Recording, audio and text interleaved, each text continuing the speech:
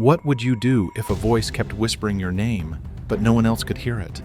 What if that voice knew your secrets before you ever spoke to them? Tonight's tale dives into a chilling mystery where sound itself becomes your worst nightmare. This is not just a voice. It's something far more terrifying.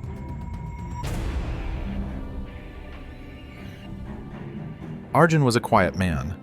After the loss of his fiancée, Mira, in a tragic accident, he moved into an old colonial house on the outskirts of a fog-drenched village called Dharavati.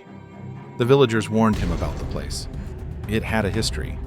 People claimed to hear whispers in the walls, voices that seemed to call out to them in the dead of night. But Arjun, drowning in grief, welcomed the isolation. The house was massive, with wooden floorboards that groaned underfoot and oil lamps that flickered too often. He was told to avoid the red room on the second floor. The door to it was sealed shut, nailed over with wooden planks, and an iron padlock that looked ancient. The first week passed uneventfully, but on the 8th night, as Arjun sat by the fireplace, nursing a glass of whiskey, he heard it. "Arjun."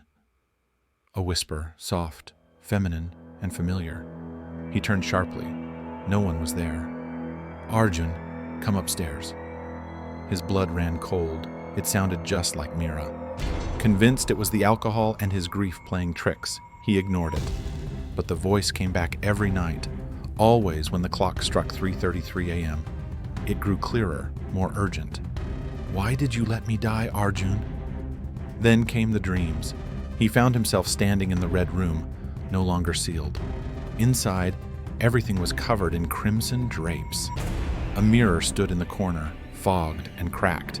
In it, he would see Mira, twisting, distorted, screaming, but with his eyes.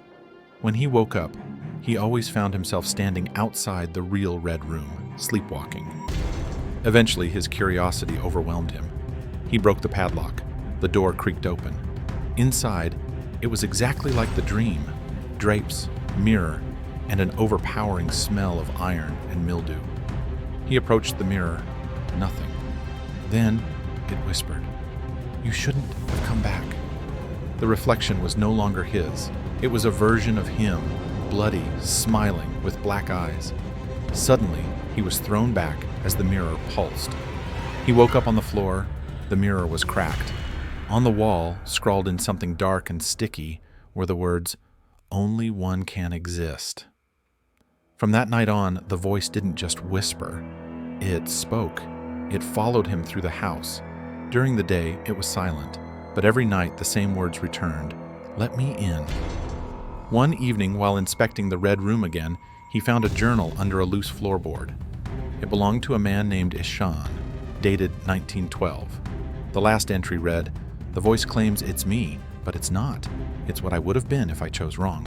It knows everything about me because it is me, but twisted. This house doesn't have ghosts. It has echoes of decisions never made." Arjun felt sick. What if the voice wasn't Mira at all? What if it was him? Another version, darker, malevolent, trying to take his place. That night, as the clock struck 3:33, he decided to confront it. He lit the oil lamp and entered the red room. The mirror now reflected only the red room behind him. No Arjun, no light, just emptiness. Then the reflection returned, but it wasn't Arjun anymore. It was Mira. "Mira," he whispered, eyes wide. She stepped forward from the other side of the mirror. "I didn't die, Arjun," she whispered, her voice distorted.